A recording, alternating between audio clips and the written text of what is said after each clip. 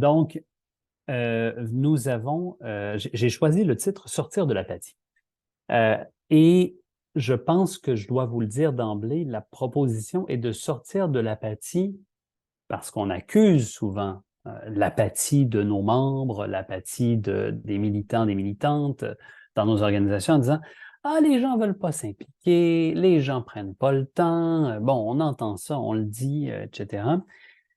Je pense qu'on a besoin d'en sortir au sens où on a besoin que des gens s'impliquent davantage, mais on a aussi besoin d'en sortir au sens où ça ne doit pas être notre lecture des causes de ce manque de mobilisation dans des organisations. Donc, on a besoin de sortir d'apathie à deux titres. D'abord, évidemment, dynamiser nos publics, mais aussi arrêter de penser que le problème est de leur côté. Et c'est ça qu'on va regarder ensemble aujourd'hui. Donc, voici le petit plan de ma formation. On va regarder d'où viennent les propositions que je vais vous faire aujourd'hui. Ça vient d'une série d'ouvrages et de réflexions et d'activités et d'actions qui ont été accomplis, notamment aux États-Unis dans les dernières années. Ensuite, on va se poser la question pourquoi ça peut vous intéresser, cette question-là.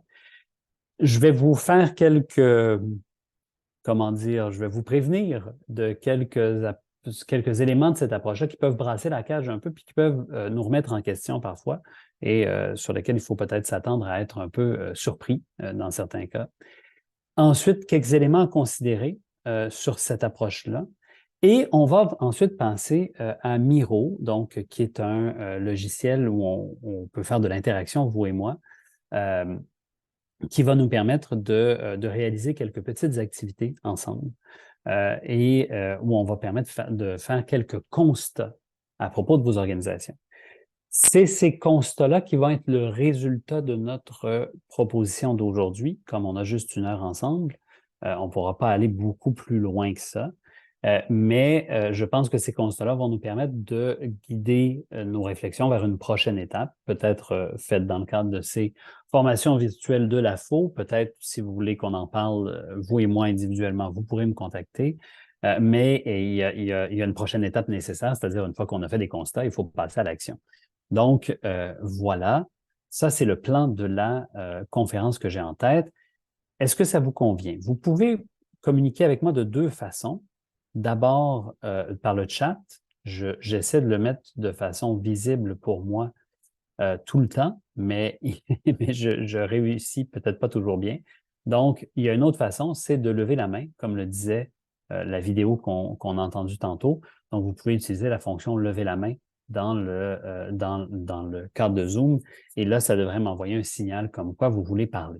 Donc, n'hésitez pas à le faire pendant la présentation. Je vous propose de m'interrompre quand vous avez des questions techniques ou des questions de compréhension, où vous dites ah, Simon vient de dire quelque chose, puis je ne comprends pas ce qu'il veut dire. Alors, à ce moment-là, c'est une bonne idée de me signaler votre volonté de discuter. Mais si vous voulez aller plus au fond des choses, on va prendre un petit moment de discussion à la fin de la rencontre. Donc, là, on pourra peut-être prendre des discussions plus sur le fond. Alors, si tout ça vous va et je ne vois personne qui réagit, j'avance. Merci à la Faux Champlain de me dire que ça va bien. Donc, d'où ça vient? Hein? D'où ça vient ces idées que je vais vous partager? Je vais vous parler de trois livres rapidement parce que mon but n'est pas de vous faire une revue de littérature ici aujourd'hui, mais je vais vous parler de trois ouvrages qui vous montrent disons, un cheminement de la pensée de la mobilisation. Un que vous connaissez probablement, celui qui a été traduit en français par Manuel de l'animateur social, une drôle de traduction si vous me posez la question, qui s'appelle en anglais Rules for Radicals, donc écrit par Saul Alinsky, un livre qui a été immensément populaire par le passé, hein, notamment dans les années 70, dans les années 80. C'est le livre fondateur, si je peux dire, de l'organisation et de la mobilisation communautaire. Dans les années 2000, disons fin des années 2000, début des années 2010, il s'est publié une série d'ouvrages par des organisations, par des auteurs qui remettait en question assez profondément, non pas la volonté de Smolinski, il partageait sa volonté de mobiliser les communautés pour qu'elles puissent s'autonomiser, mais qui remettait en question ses techniques et ses façons de faire. Et parmi ces gens-là, il y a Jane McAlevey, dont vous voyez l'ouvrage au centre des ouvrages que je vous propose, qui s'appelle No Shortcuts, et tout un groupe qui s'appelle Labor Notes, qui a publié un ouvrage qui s'appelle Secrets of a Successful Organizer. Tous des ouvrages qui ont été publiés aux États-Unis et en anglais. J'ai un ami, Alain Savard, qui est en train d'en faire la traduction de Secret of a Successful Organizer. Donc, ça devrait arriver une année sur nos tablettes, mais pour l'instant, ce n'est pas encore publié. Donc, vous allez bénéficier de mes traductions, de mes interprétations, inspirées notamment de son manuscrit d'ouvrage que j'ai eu la chance de lire, son manuscrit de traduction, où il tente de mélanger à la fois Secrets of a Successful Organizer et les enseignements de Jane McAlevey. Donc, c'est à partir de ces ouvrages-là que je vais travailler aujourd'hui. Qu'est-ce qu'ils veulent, ces gens-là? Ces gens-là, ils veulent nous apprendre comment avoir des communautés mobilisées, énergiques et surtout qui font des gains, qui transforment leur situation de façon autonome. Et je pense que c'est important pour nous, je pense que c'est important pour les membres de l'AFO. C'est pour ça que je viens vous en parler. Pourquoi? Ben parce que, évidemment, comme communauté minoritaire linguistiquement, on a besoin de faire des avancées, on a besoin de faire des gains, on a besoin d'améliorer la condition de nos membres. Puis, la thèse centrale de ces ouvrages-là, c'est de dire qu'on ne gagne pas, on ne fait pas ces gains-là sans que les gens soient mobilisés derrière une organisation, sans que les gens s'activent et aillent bien sûr dans des activités, aillent dans des manifestations, agissent, posent des actions, mais aussi sentent qu'ils ont la possibilité de prendre des décisions sur leur organisation, sur là où nous en allons collectivement. Et la mobilisation, je suis sûr que c'est le cas pour vous, on va en parler dans quelques instants, mais dans toutes les organisations que je connais, c'est toujours un défi. Hein? C'est jamais facile, la mobilisation, c'est jamais automatique. Les gens ne se lèvent pas le matin en se disant « Oh, aujourd'hui, j'ai rien à faire, je pourrais passer ma journée à me mobiliser pour défendre ma communauté. » Il faut qu'on aille les chercher pour leur dire « C'est important, voici ce qu'il faut faire. » Et c'est pas facile, mais ça peut être relevé comme défi. On peut réussir, on peut atteindre ce moment où une communauté est mobilisée. Et le but de ces ouvrages, c'est de nous donner des façons de faire pour mobiliser, mais d'abord et avant tout, et c'est peut-être là où c'est le plus important pour notre présentation d'aujourd'hui, de faire des constats sur l'état de notre mobilisation actuelle. Comment ça va en ce moment, notre niveau de mobilisation. Et c'est là où je vous le disais tantôt, l'approche que je vous propose peut peut-être brasser la cage. C'est-à-dire que pour certaines organisations, les constats qu'on va faire aujourd'hui dans les petites activités que je vais vous proposer, ces constats-là peuvent apparaître comme difficiles à prendre. Parce que des gens peuvent les ressentir comme un échec ou peuvent les ressentir comme une situation problématique qu'il faudrait régler et qui n'est pas réglée.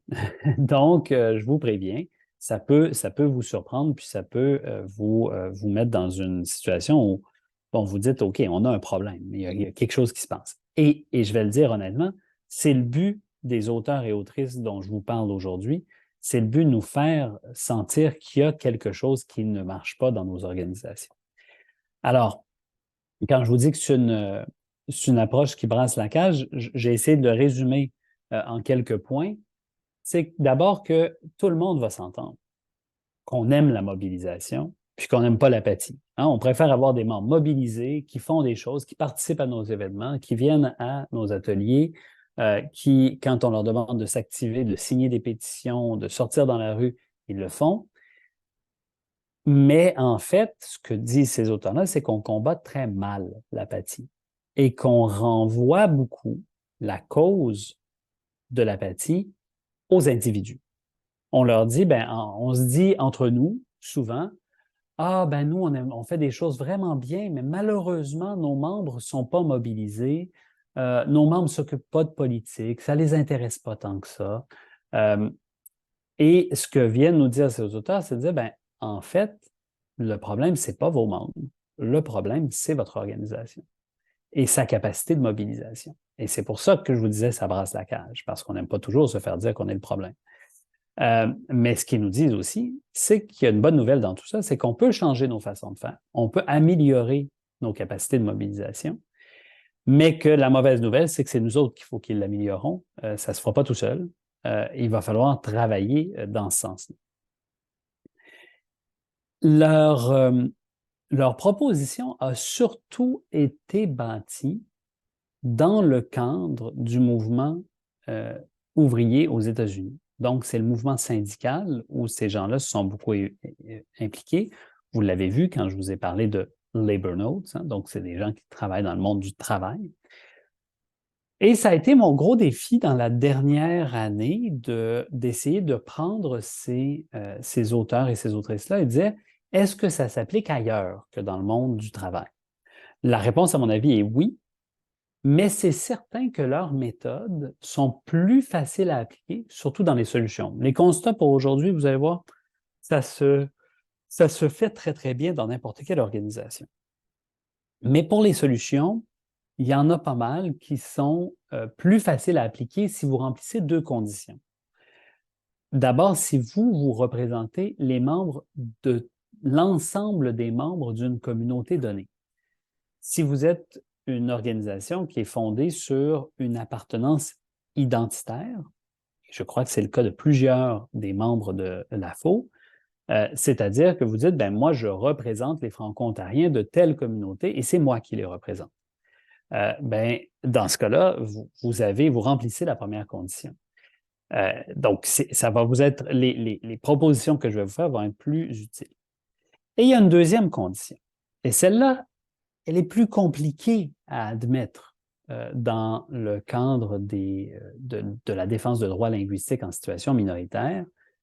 C'est que c'est plus facile d'utiliser les méthodes dont je vais vous parler si vous avez un adversaire, si vous vous battez contre quelqu'un et que cet adversaire-là est clair. Je pense que les francophones en situation minoritaire en Ontario ont déjà eu l'impression, avec raison, je pense, d'avoir effectivement des adversaires. Mais ce n'est pas toujours le cas. Et parfois, ce n'est pas toujours les stratégies employées. Donc, je vous le dis d'emblée, les stratégies dont on va parler vont être plus faciles, hein, notamment parce qu'ils viennent du monde syndical où l'adversaire du mouvement ouvrier puis du monde syndical est clair, c'est le mouvement patronal. Donc, il y a toujours cette dualité-là qui est très bien ancrée dans leur logique. Ici, vous allez avoir plus de facilité à mobiliser votre monde avec les idées que je vous propose à partir du moment où vous avez face à vous quelqu'un qui refuse d'accorder à vos membres des avancées que vous trouvez importantes, que ce soit dans de la reconnaissance de droits, que ce soit dans le démarrage de projets, ou que ce soit dans tout simplement le financement, la reconnaissance des organisations. Donc, ça vous prend à quelque part quelqu'un qui pourrait vous dire oui, mais qui vous dit non pour l'instant. Et si vous regardez la plupart des activités que vous faites, il est très possible que cette personne-là existe en fait. Probablement que vous ne le lisez pas comme ça. Probablement que vous n'avez pas comme premier réflexe de comprendre la relation dans laquelle vous êtes comme conflictuel, mais le fait est qu'elle l'est probablement et qu'en tout cas, elle peut être lue sur la base du conflit. Et si vous le faites, les éléments que nous apportent ces auteurs-là et ces autrices-là vont vous être plus utiles. Donc, c'est les deux conditions qu'on attend. Je ne vous dis pas que ce sont des conditions sine qua non. Il y a plein d'affaires dont je vais vous parler aujourd'hui qui peuvent être utiles pour n'importe qui, mais c'est à ce moment-là que les propositions que je vous fais sont les plus utiles. Continuons à avancer parce qu'on arrive déjà à 11 heures et puis il va nous rester seulement une demi-heure déjà pour notre travail ensemble. Je vous invite maintenant, à vous rendre sur Miro. Je vais arrêter mon partage d'écran. Donnez-moi une petite seconde, je vais arrêter aussi le fait que mon écran est en plein écran sur mon ordi, ce qui m'empêchait de vous voir. Et je vais vous partager dans le lien, dans le chat ici, un lien vers une application qui s'appelle Miro et dans laquelle vous allez pouvoir vous retrouver. Cette application-là va nous permettre d'interagir, elle va nous permettre de vous faire des activités. Je vois que des gens commencent déjà à entrer dans la salle. Bienvenue. Cette application-là va nous permettre de faire des activités ensuite. Vous êtes déjà 6 personnes qui êtes entrées. Super. Donc, vous allez voir au départ de la petite fenêtre Miro, un ensemble. Je vais vous partager mon écran pour que vous le voyez bien ici, bien que je sais que vous êtes aussi en train de regarder l'application. Vous allez voir une série de petits post-it de couleurs. Hein. C'est pour que chacun, j'en avais fait 15 parce qu'il y avait 15 personnes inscrites, mais je vois qu'on est un peu moins nombreux et nombreuses. Vous pouvez donc aller dans les post-it qui sont là et vous choisir une couleur qui va être à vous tout au long de nos exercices. Comme vous voyez, il y en a plusieurs, il y en a plus que ce qu'on est. Donc, vous pouvez regarder ces post-it-là et vous choisir une couleur. Vous pouvez me signaler s'il y a des problèmes en levant la main, par exemple, ça peut être une bonne façon, ou en me posant des questions dans le chat.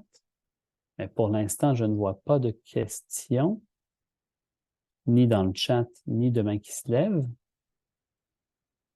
Donc, je vous invite pour essayer, pour voir si tout fonctionne bien. Ah, je vais prendre Sophie, oui. Oui, je vois pas de post-it sur l'application. OK. Qu'est-ce que vous voyez en ce moment? Je vois rien. Je vois des flèches qui bougent. Visite OK. innovateur, je vois. Et si vous montez un peu votre écran, ça devrait être tout en haut. Ah, ok, d'accord. Là, vous voyez? Oui, c'est un gros, Super. ouais. Excellent. Donc là, vous devriez voir des post-it et les gens, les gens qui les voient, les post-it, je vous invite à choisir une couleur et à écrire votre nom sur un des post-it de couleur. Comme ça vous permet d'essayer. Je vois que quelqu'un est en train de le faire déjà. Hop. Donc, choisissez une couleur à vous. Comme ça, on sait que c'est vous qui avez choisi votre couleur de post-it. Formidable. Je vois qu'il y a une autre personne qui a une main levée. Oui, Oui, c'est moi. Josiane. En fait, j'arrive pas vraiment. Donc, je clique sur le lien dans le chat, mais j'arrive pas vraiment à accéder à Miro. Je ne sais pas pourquoi. Ah oui, qu'est-ce que ça donne comme problème? C'est un peu comme le lien est inactif. Ça, c'est étrange parce que on est 10 déjà dans le chat, dans le Miro. Ça, c'est très étonnant. J'essaie donc de prendre le lien, puis donc d'aller copier sans Ah, cliquer directement dessus. Et je crois que ça va marcher. C'est lent. C'est un peu lent, mais je crois que ça va marcher. bon, ben parfait, très bonne idée. Donc, j'ai vu que des gens avaient déjà écrit leur nom sur des post-it. Assurez-vous d'être une personne par couleur parce qu'on va s'en servir tout au long. Si vous descendez tranquillement juste en bas des post-it, vous le voyez, je le fais avec mon écran. Puis si vous avez des problèmes à écrire, des choses comme ça, vous pouvez m'écrire dans la discussion chat. Moi, c'est facile pour moi de transcrire vos notes sur un post-it et je les mettrai sans problème. Donc, si on descend un petit peu plus bas, je vais ouvrir notre première activité. La voilà. Donc, vous voyez sur cette flèche, sur cette double flèche ici, il y a deux pôles. On a besoin, notre premier constat qu'on veut essayer de faire ensemble, c'est d'essayer de situer son organisation à partir de la question de la mobilisation. Donc, notre objectif ici, c'est de comprendre comment notre organisation va à partir de la question de la mobilisation. Donc, je vous invite à écrire le nom de votre organisation sur, sur un des post-it de la couleur que vous avez choisie et de venir la placer sur le spectre. Et là, je vous explique comment il fonctionne. D'un côté, il y a le travail militant est réparti équitablement entre les membres au sein de notre organisation. Ça veut dire que tous vos membres font un petit peu de travail pour faire avancer votre organisation. De l'autre côté du spectre, il y a seulement quelques personnes qui font la totalité du travail et les autres sont désengagés. Donc, évidemment, vous comprenez que c'est deux extrêmes, hein? Et toutes les organisations ne sont pas soit dans l'un, soit dans l'autre. C'est un spectre sur lequel vous pouvez vous retrouver votre organisation.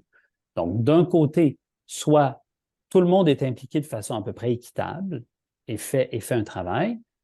De l'autre côté, il y a seulement quelques personnes qui consacrent du temps à l'organisation et c'est elles qui consacrent la majeure partie du temps. Donc, je vois que des post-it commencent à se déplacer, vous commencez à écrire dedans. Prenez votre temps. Je vois aussi une question. Oui, Sophie. Oui, désolée. Moi, je n'ai pas d'organisation. En fait, je viens d'arriver très récemment au Canada et je m'intéresse aux organismes communautaires, mais aujourd'hui, c'était plus pour découvrir et le fonctionnement et voilà. Donc, Pas de problème. je regarde, mais je peux pas participer. Ça va être très axé sur des organisations, mais il n'y a aucun problème que vous n'en ayez pas. Vous pouvez soit le faire à partir d'une organisation dans laquelle vous avez déjà milité, où vous êtes engagé, où vous avez été employé ou dirigeant, ou bien vous pouvez tout simplement regarder les constats que les gens font. Vous êtes bienvenu, quoi qu'il en soit. Merci. Donc, je vois que des gens commencent à déposer des éléments. Donc, la clé est là. Ah, l'atelier d'innovation sociale que je connais un peu est là également. L'ACFO est également là. Gênez-vous pas pour d'autres membres de rajouter des post-it avec vos organisations pour les situer.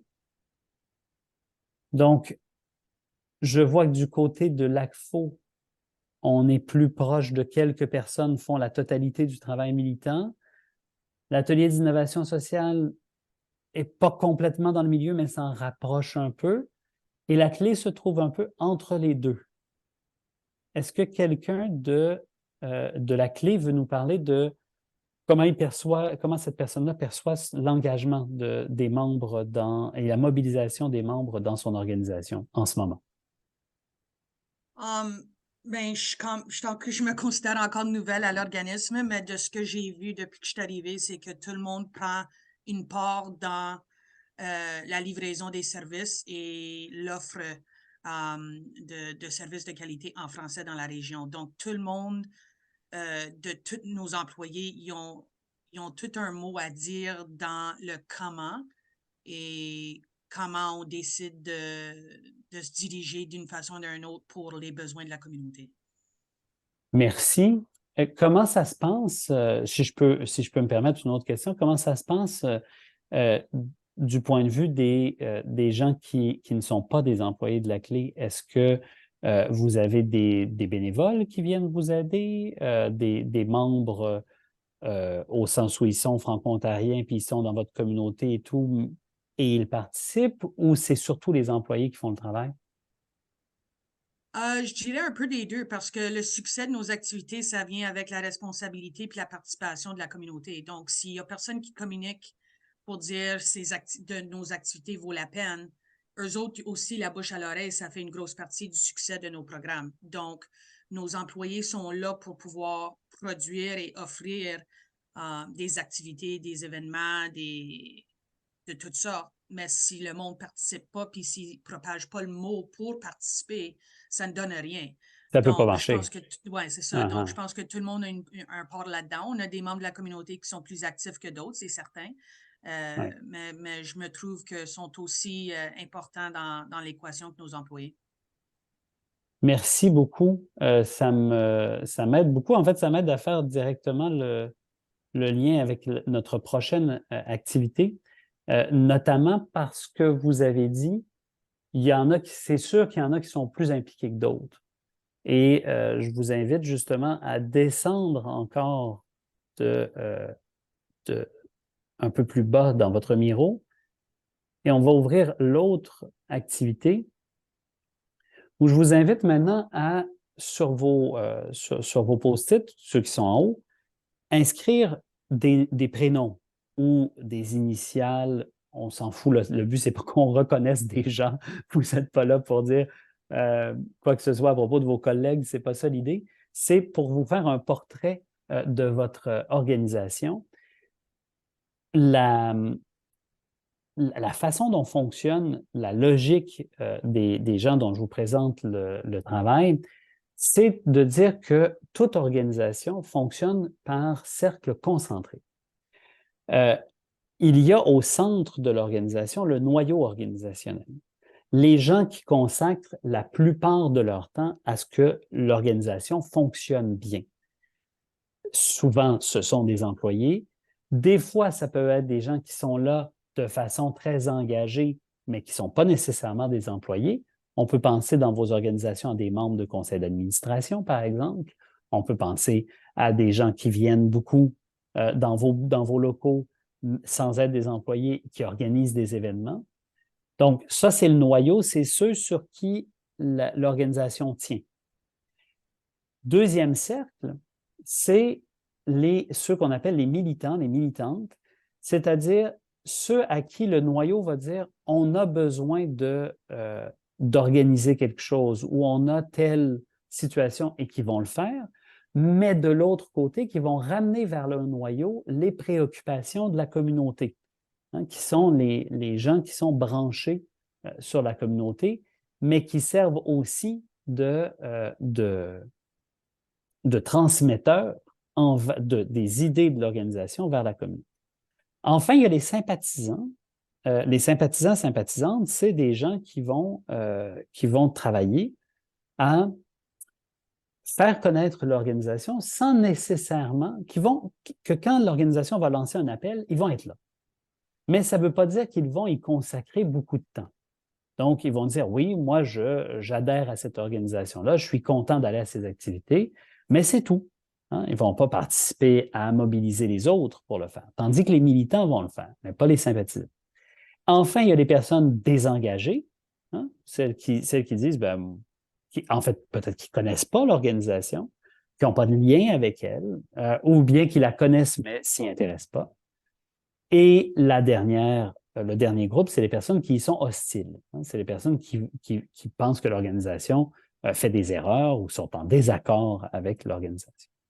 Donc, pour bien comprendre comment fonctionne notre organisation, et c'est pour ça que vous allez comprendre maintenant pourquoi vous avez des post-it de couleurs différentes, écrivez des noms ou des initiales ou juste des prénoms. Si vous sentez que vous ne voulez pas que vos collègues se reconnaissent, il n'y a pas de problème. Euh, vous pouvez leur donner des surnoms aussi. Tout ça m'importe peu.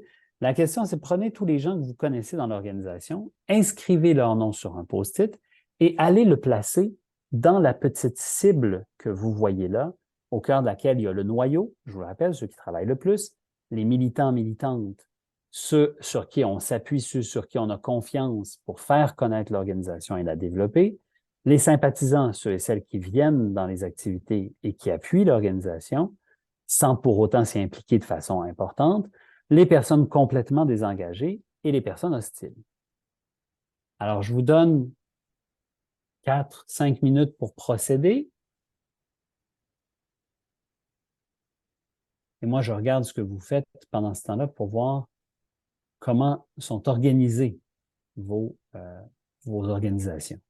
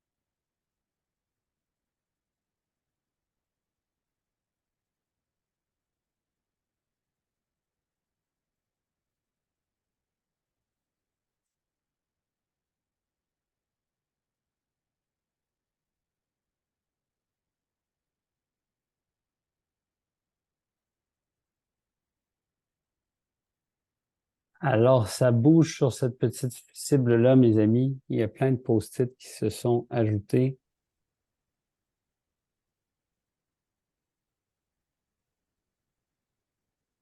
J'aurais le goût d'entendre à nouveau la clé parce que je pense qu'il y a beaucoup de matériel qui a été déposé. Je me sens visée, là. Ben oui, parce qu'il y a pas mal de stock, là. Donc, Mais c'est pas ça que tu nous as demandé de faire. c'est précisément ça. J'aimerais ça comprendre comment ça marche. Donc, le CA et la direction des services, et les directions de services, pardon, ça, c'est les noyaux, les gens qui travaillent tous les jours sur l'organisation. C'est bien ça? D'après moi, oui.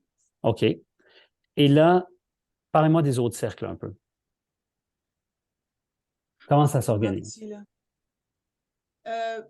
Ben, d'après les définitions que tu avais partagées, je me Ouais. vois au niveau de nos autres employés puis nos autres partenaires communautaires comme des parties prenantes dans la mission puis ce que nous tentons d'offrir comme service de qualité francophone. Puis les sympathisants, je pense que on a beaucoup de parents qui sont là pour participer, mais tant qu'à l'organisation, puis tout ça, ils n'ont pas le temps.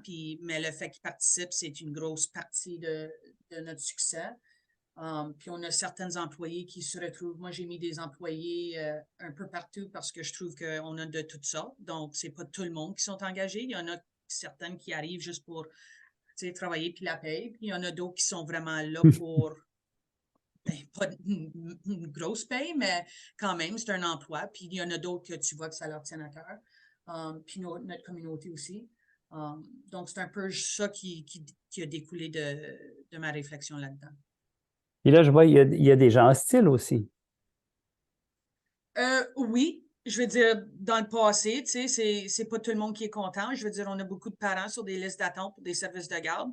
Ils sont choqués contre nous autres, mais c'est hors de notre contrôle. Donc, on essaie du mieux qu'on peut pour essayer de répondre aux besoins, mais on n'est pas capable de plaire à tout le monde. Puis je pense que c'est une réalité qu'il faut toujours avoir en tête, qu'on ne peut pas se casser la tête à essayer de plaire à tout le monde quand c'est impossible. C'est une tâche impossible. Donc, mais il s'agit que de savoir que c'est important que, oui, il y a des gens hostiles partout. Donc, peu importe ce qu'on essaie de faire, c'est juste de trouver une façon pour les faire comprendre notre réalité, puis que de savoir que c'est pas pour mal faire, puis pas pour insulter, mais des fois, il y a des décisions qui doivent être prises, puis encore une fois, ça ne plaît pas à tout le monde.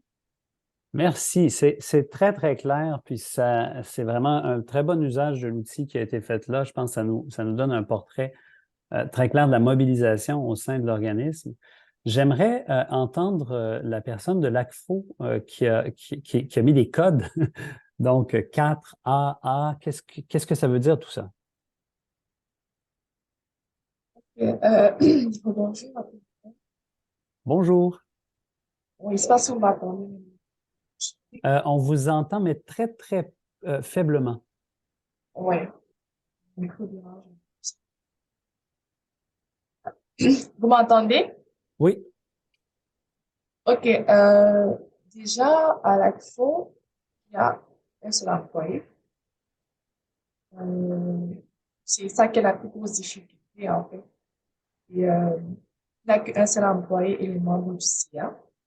Et parmi les quatre sont les membres du CIA que je voulais mentionner. Et les membres du CIA, tout le monde n'est pas actif, ce qui fait en sorte que les activités, les activités ne sont pas créées. Et en gros, les activités n'avancent pas, participe à presque rien, donc c'est un peu compliqué. Et qui vous avez mis, qu'est-ce que ça représente, les A que vous avez mis dans militants et dans sympathisants? Je voulais toujours mentionner les membres du CIA. Je voulais remonter ça. Ah oui, d'accord. D'accord. Donc, ce que vous me dites, c'est que dans votre cas, les seules personnes qui sont mobilisables, c'est les membres du CA et l'employé de l'organisation. Exactement. Et les gens que représente l'ACFO, est-ce qu'ils se mobilisent? Non, pas du tout. Non, pas du tout. OK. Ben, très bien, merci. C'est pas, c'est pas un portrait très encourageant, mais Ouais. c'est un portrait fidèle et lucide.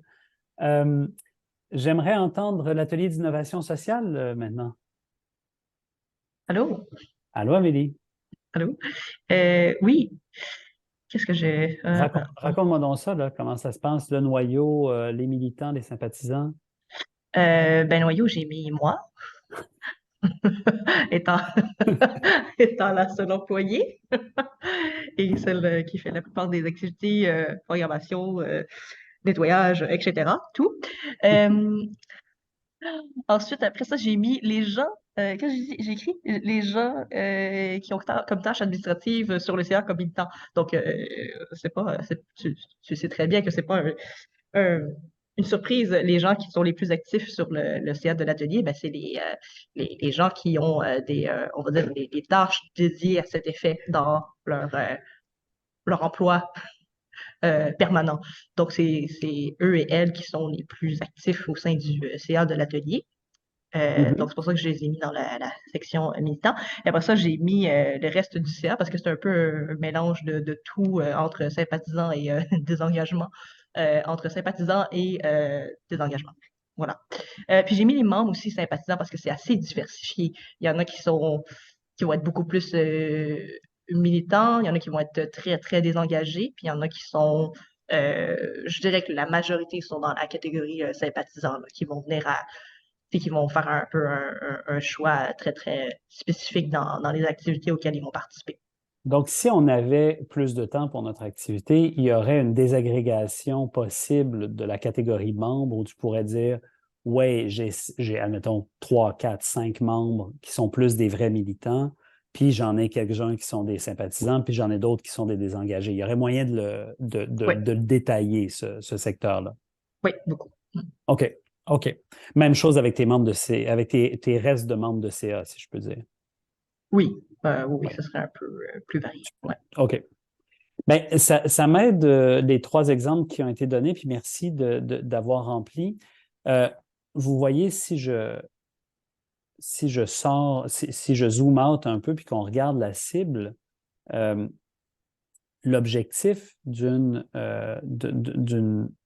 tentative de mobilisation, c'est on mobilise les gens pour les faire penser d'une étape à l'autre, pour les faire se rapprocher de plus en plus du centre. Donc, le but de la mobilisation dans la vie, et c'est là, moi, j'ai donné à la fois des formations en communication. La communication, son but dans la vie, c'est de sensibiliser des gens à des enjeux, à des thèmes, faire connaître des idées, etc.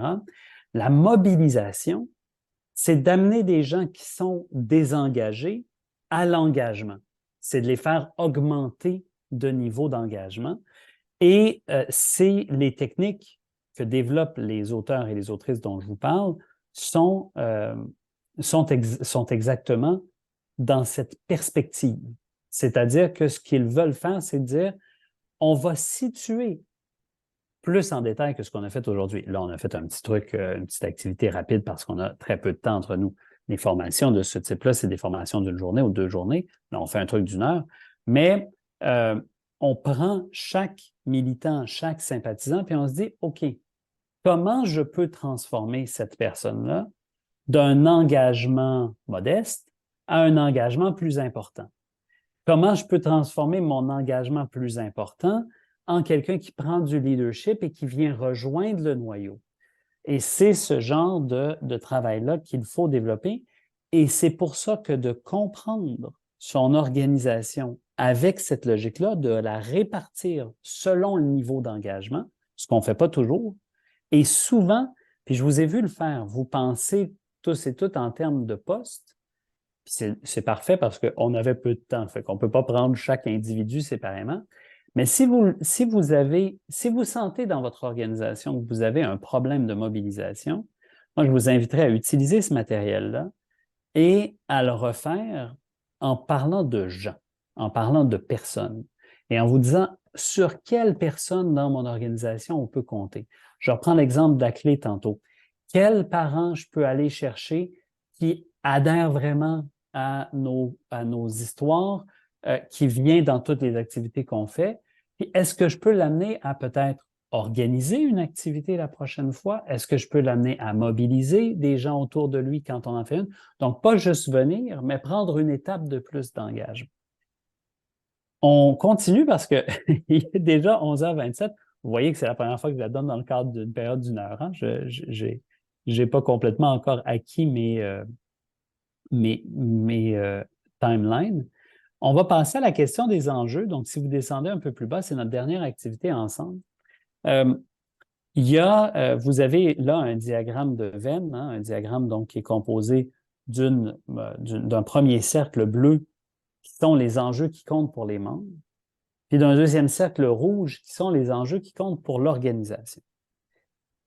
Et pensez-y et prenez un moment pour écrire sur vos post-it qu'est-ce qui préoccupe vos membres dans leur quotidien et qu'est-ce qui, vous, comme organisation, occupe votre quotidien puis prend beaucoup de temps dans votre quotidien. Et ça, quand je vous disais que ça peut brasser la cage des fois, vous allez voir que ça peut le faire dans certaines organisations. Qu'est-ce qui occupe vos réunions, vos discussions, les préoccupations de vos employés et qu'est-ce qui préoccupe vos membres? Et là, quand je dis membres, dans le cas de l'ACFO, par exemple, ou dans le cas de l'atelier, je parle pas des employés, je parle des gens que vous représentez, ceux à qui vous offrez des services. Qu'est-ce qu'ils ont dans leur tête au quotidien et qu'est-ce que vous avez dans votre tête au quotidien?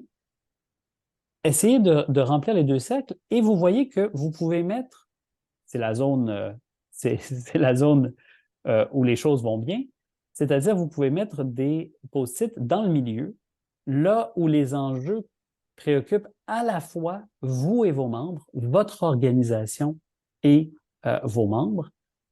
Et je pense que ça va nous aider pour la discussion d'ensuite. Donc, je vous laisse un petit 5 minutes encore.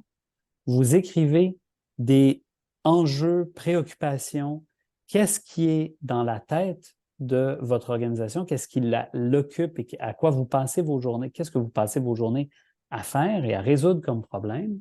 Puis de l'autre côté, qu'est-ce qui préoccupe vos membres et qu'est-ce qui les inquiète, qu'est-ce qui les stimule aussi, que ce soit dans leur quotidien ou que ce soit dans leurs aspirations. Inscrivez ça et puis on va pouvoir ensuite faire le constat de la situation de nos organisations.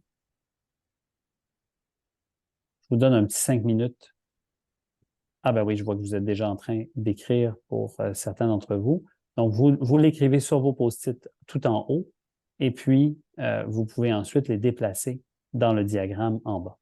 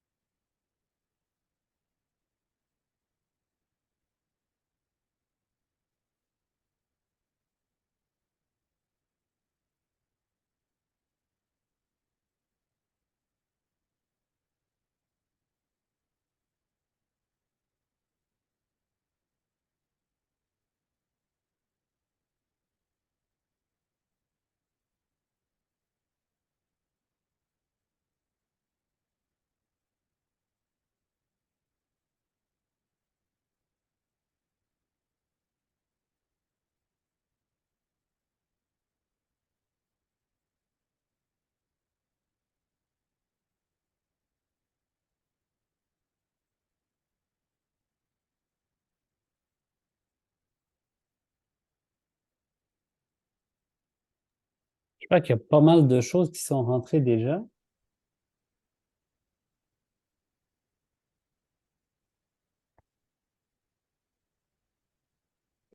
Je serais content d'entendre la clé à nouveau sur notamment sur la qualité des services. Ben, de ce que j'ai compris, c'est des éléments qui sont importants pour nous et pour offrir des services de qualité, ça fait en sorte que la bouche à l'oreille est positive, qu'on augmente la participation, que nos employés se sentent bien d'avoir offert une activité de qualité puis que ça a été bien reçu. Mais les membres, eux, s'en soucient moins de cet aspect-là? Certainement, ils pensent à ça aussi, mais je pense pour eux autres, Ils oui, prennent ça c'est un peu vrai, pour des acquis? deux sens. Non, c'est vrai des deux sens. OK. Ça pourrait aller au milieu. Puis les coûts puis la disponibilité, ça c'est des classiques, ça, je comprends bien pourquoi ça préoccupe tout le monde. Et la question de l'accessibilité? On dessert un gros territoire. Donc, OK. pour nous autres, si on a une activité qui est au nord du comté, c'est pas toujours évident pour le monde du sud de participer, puis dans l'autre sens aussi. Donc, Fait que vous en entendez parler. Ils vous le disent, oui, genre, ouais. oui. Ah, je Puis voulais ça aller à fait cette que, affaire-là, mais je peux oui, pas y aller exact. parce que c'est trop loin. Oui, ou ils n'ont pas de voiture, puis il n'y a pas de transport qui les apporte là, puis on ne peut pas se permettre un autobus pour faire des shuttles partout, là, donc c'est un peu dans ce sens-là que ça fait une différence dans qui participe à quoi et où. Excellent, merci. Amélie, veux-tu y aller sur l'atelier? Ben oui. Ben c'est assez vaste, là, fait que je suis allée c'est ça, je suis allée assez dans le très, très général, mais certains membres et moi à l'atelier, on a le souci de pérenniser nos organismes et ou projets, initiatives, peu importe. Donc ça, je pense que c'est un aspect en commun. J'ai aussi écrit accroître la visibilité de l'organisme. Donc je pense que c'est des membres spécifiques, dont toi, euh, qui, qui se soucient de cet enjeu-là. Mais donc, tu sais, c'est ça, accroître la visibilité et augmenter notre portée dans la région et ailleurs. Et là, divers enjeux sociaux, c'est très vaste, là, mais je pense que ça représente un peu aussi le but de notre organisme.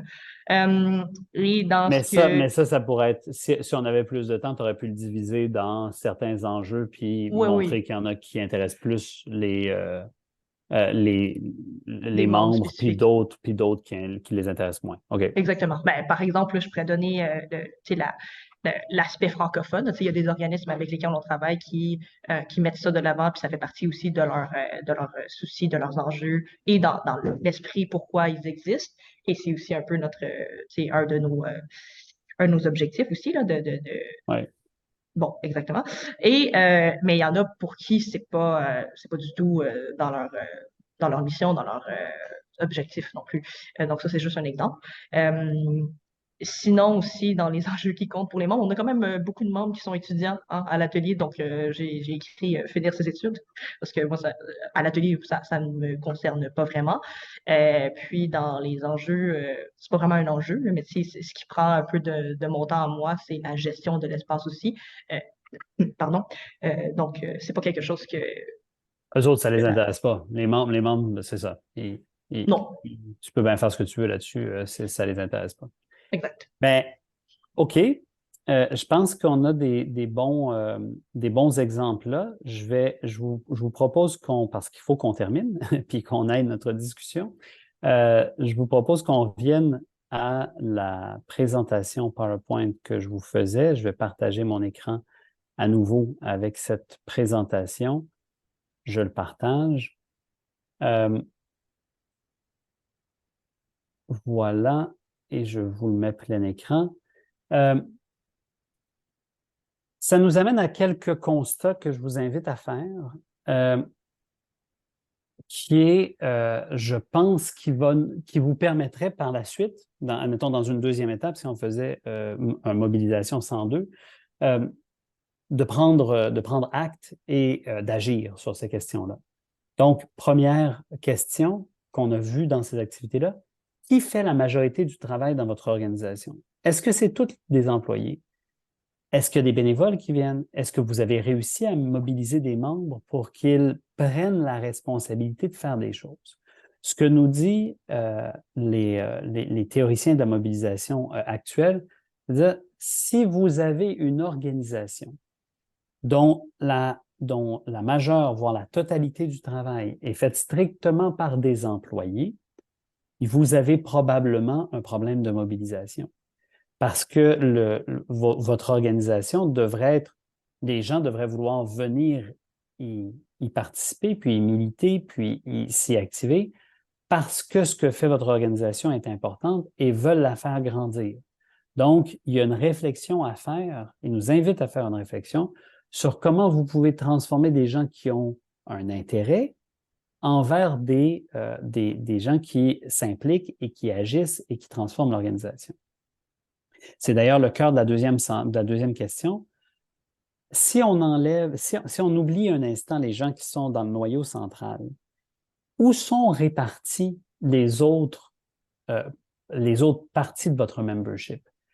Est-ce que ce sont surtout des militants, militantes? Est-ce que ce sont surtout, pensez à tous les gens que vous représentez. Est-ce qu'ils sont militants? Est-ce qu'ils sont sympathisants? Est-ce qu'ils sont désengagés? Est-ce qu'ils sont hostiles? Bon, c'est sûr que s'ils sont hostiles, votre situation va vraiment pas bien. Mais pour la plupart des organisations, la réponse est que la plupart des gens sont désengagés. Et donc, l'action qu'on a à faire, c'est de prendre les désengagés et de les amener vers le fait d'être sympathisants. Et c'est là qu'on a du travail à faire pour bâtir notre base militante et pour mobiliser notre base.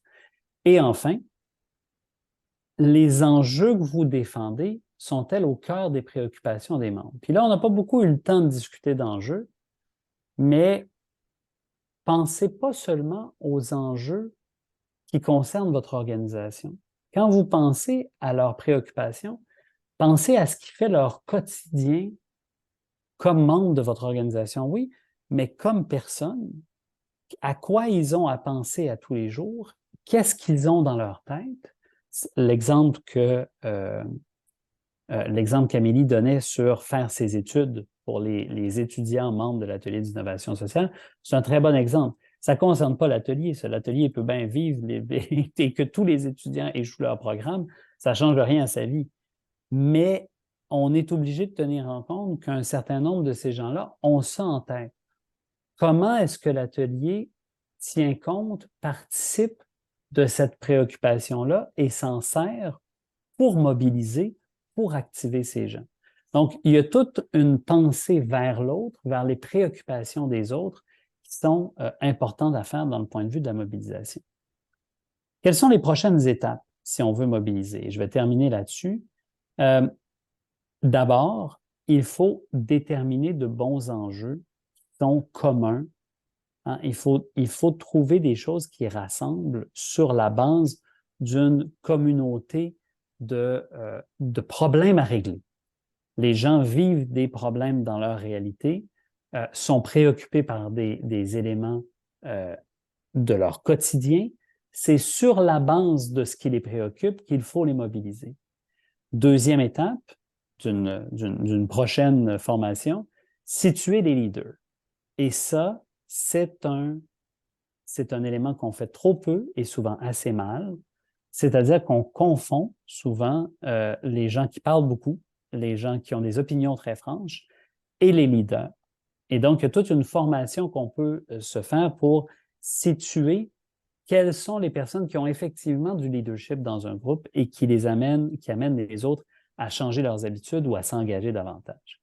Puis ensuite, il y a une petite méthode développée par les gens dont je vous ai parlé qui s'appelle la méthode quête, qui est la méthode qui vise à approcher les gens pour les mobiliser et qui est un genre de script qui vise à mettre en action les gens pour qu'ils deviennent mobilisés. Voilà, il est déjà 11h43, ça nous laisse comme 5, 10 minutes pour parler, pour prendre vos questions, vos réflexions, vos commentaires. Donc, je suis là pour vous répondre. Dans cette perspective, comme je vous l'ai dit, on a fait des constats aujourd'hui. Une prochaine étape, soit pour votre organisation, soit une prochaine étape dans une formation de l'AFO, serait de dire, maintenant qu'on comprend le niveau de mobilisation de notre organisation, comment est-ce qu'on peut augmenter ce niveau de mobilisation?